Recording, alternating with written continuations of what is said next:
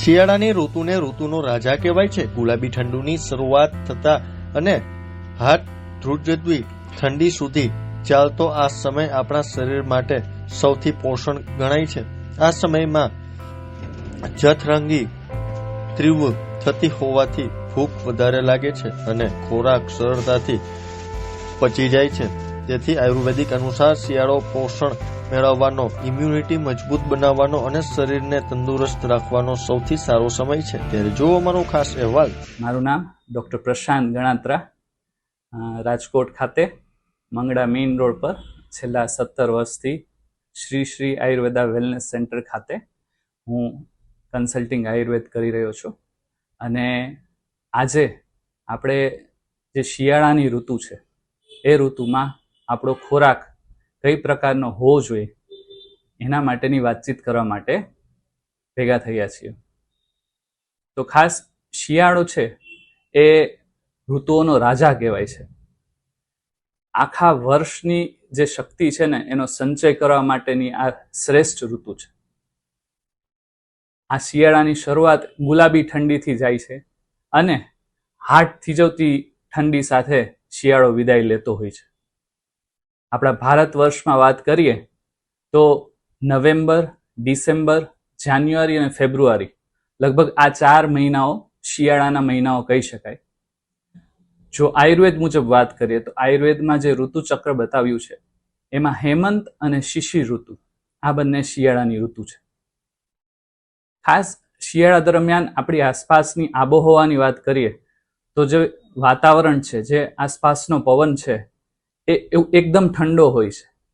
એ ઠંડો પવન હોવાને હિસાબે આપણા શરીરની જે જઠરાગ્નિ છે એ એકદમ તીવ્ર થઈ જતી હોય છે. જેથી કરીને ખાસ કરીને શિયાળાની ઋતુમાં ભૂખ બહુ વધારે લાગે છે. ભૂખ વધારે લાગે છે એની સામે ખોરાક પણ બહુ આસાનીથી પચી જતો હોય છે. પરંતુ શક્ય હોય તો આ ઋતુ દરમિયાન બને એટલો પૌષ્ટિક ખોરાક લેવો અનિવાર્ય છે. કારણ કે શિયાળાને શરીર સંવર્ધનાત્મક ઋતુ કીધી છે. એટલે શરીરમાં સારામાં સારી સ્ટેમિના જો ડેવલપ કરવી હોય તો સારામાં સારો ખોરાક આપણે આ ઋતુમાં લેવો જોઈએ. ખોરાકની વાત કરીએ તો સૌથી પહેલા અને સૌથી વધારે શિયાળામાં ફાયદાકારક હોય તો એ છે ગોળ. એનર્જી એટલે કે ઉર્જાનો સારામાં સારો સ્ત્રોત છે. આ ગોળની સાથે અત્યારે તમે જોયું હશે કે તલ અને મગફળીની અનેક વાનગીઓ જે ચીકી રૂપે આપણે ઓળખીએ છીએ એ બજારમાં આવી રહી છે. તો તલ છે, મગફળી છે કે જેમાંથી તેલ છૂટું પડે છે એ rich source of vitamin E છે, જે આપણી સ્કિન માટે બહુ સારું છે. તો આ તલ અને મગફળી સાથે ગોળનો ઉપયોગ શિયાળામાં બહુ જરૂરી છે. એ ઉપરાંત ગોળની વાનગીઓ પણ લગભગ દરેક ઘરમાં બનવાની શરૂ થઈ ગઈ હશે. આપ સૌ જાણો છો કે ગોળ અને ઘીની સાથે સુખડી અને અડદિયા મોટા ભાગે શિયાળામાં જ ખવાતા હોય છે. તો એ ખાસ કરીને આ ઋતુની અંદર શરીરની અંદર ઉષ્મા પ્રદાન કરે છે, એટલે કે ગરમાવો આપે છે. ઓલમોસ્ટ આપણે જે રેસકોર્સ રિંગ રોડ છે ત્યાં વહેલી સવારે કયો કે મોડી રાત્રે કયો જમાવડો થઈ ગયો હોય છે. તો વેજીટેબલ સૂપ છે, કઠોળ સૂપ છે, કાવો છે, આ બધા એવા પીણાઓ છે કે મોટાભાગે શિયાળામાં વધારે પડતા લેવાતા હોય છે.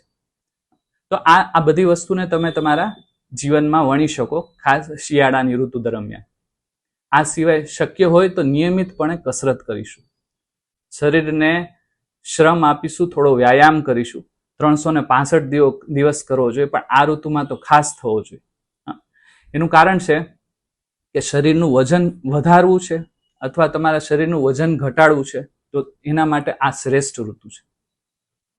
ગુરુ અને બૃહણીય ખોરાક લેશો એટલે કે પચવામાં જે કહેવાય ને કે હેવી ટુ ડાયજેસ્ટ છે, જે પચી જવાનું છે પણ એની અંદર પોષક તત્વો વધારે છે, એવા બધા ખોરાક લેશો ને તો તમારું શરીર વધારવું હોય તો તમે વધારી શકશો. આ ઋતુમાં કંઈ વાંધો નહીં આવે. અને જે લોકોનું વજન વધારે છે, એક સમય એવો હતું કે ઓબેસિટી જે હતું એમાં વેઇટ લોસ એ એક કોસ્મેટિક સાથે સંકળાયેલી જ વસ્તુ હતી, પણ અત્યારે એક બીમારી થઈ ગઈ છે ઓબેસિટી, મોટાપો. તો આજે ઘણા બધા લોકો ઈચ્છે છે કે એમને એના શરીરનું વજન ઘટાડવું છે.